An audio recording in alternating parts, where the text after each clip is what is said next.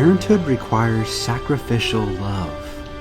Often, parents' personal time, pursuits, and rest are sidelined to support the development and care of children.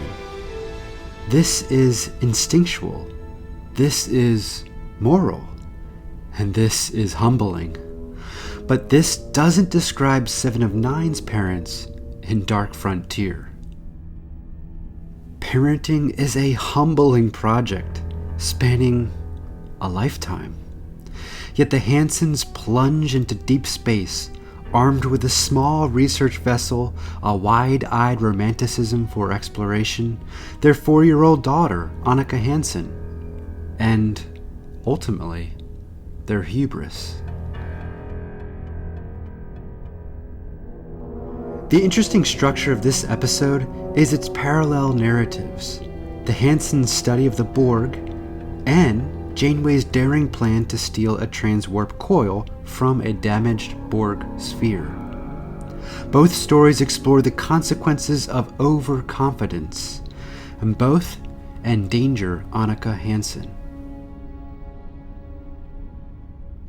Janeway has always demonstrated a ferocity that served her well as she navigated her crew through the Delta Quadrant. But at the start of the episode, she is recklessly overconfident. Chakotay knows it, but this time there is unfortunately no confrontation between them. Instead, the crew all back Janeway's decision to pursue a Borg sphere to get them decades closer to home. To gain an advantage, Janeway asks Seven to study her parents' logs to discover their innovative techniques for studying the Borg up close without being detected.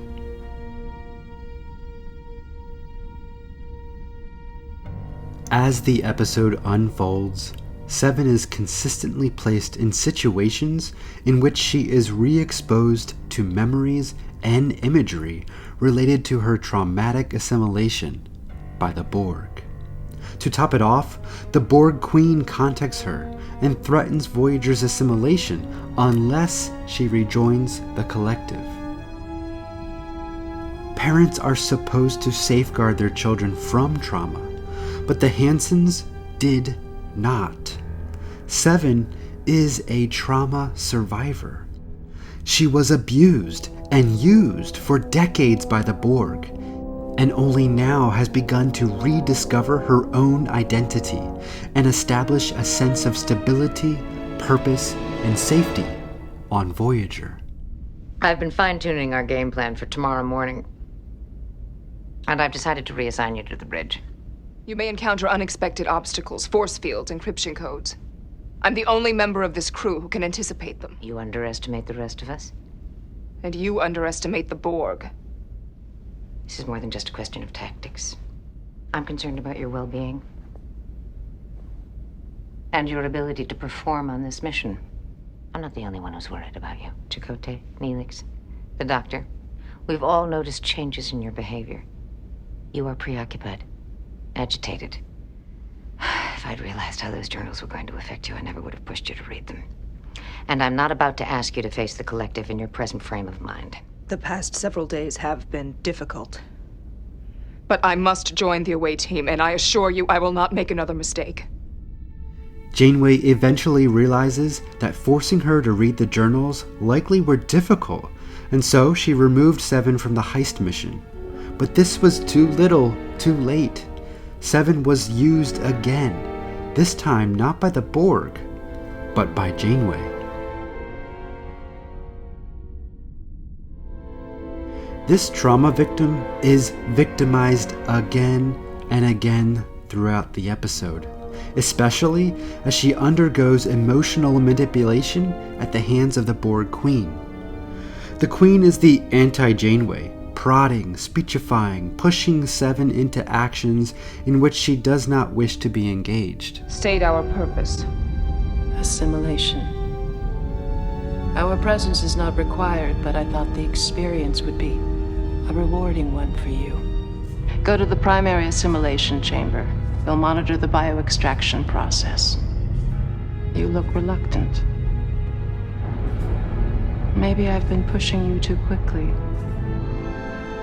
While Janeway prodded, speechified, and pushed Seven to become fully human, the Queen pushed Seven towards detachment and efficiency, only hoping to use Seven's unique perspective as a former drone. Fortunately, Janeway and the crew rescue 7 of 9, rendered by some dazzling visual effects of the Delta Flyer and the Unimatrix complex.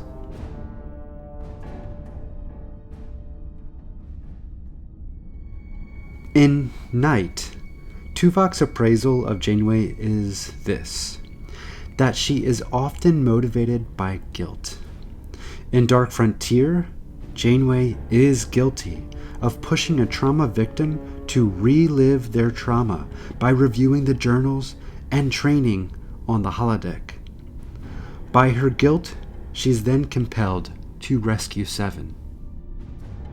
She does redeem herself by rescuing 7, and their final conversation together is sweet and demonstrates a deepening of their friendship and pseudo-mother-daughter relationship. 7 didn't expect Janeway to rescue her, but Janeway implies that it was the human thing to do. The Borg believed I was unique, that I understood humanity. They were obviously mistaken. How so? I betrayed the crew of Voyager, threatened you with assimilation. I did not expect you to return for me. Looks like you still have a few things to learn. In the end, Voyager gets 15 years closer to home, and the family is reunited.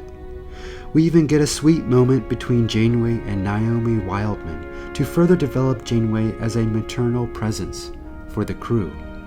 But the core of this episode is the depiction of the dangers of forcing trauma victims to re-experience their traumas. And for all of this, this is why Voyager.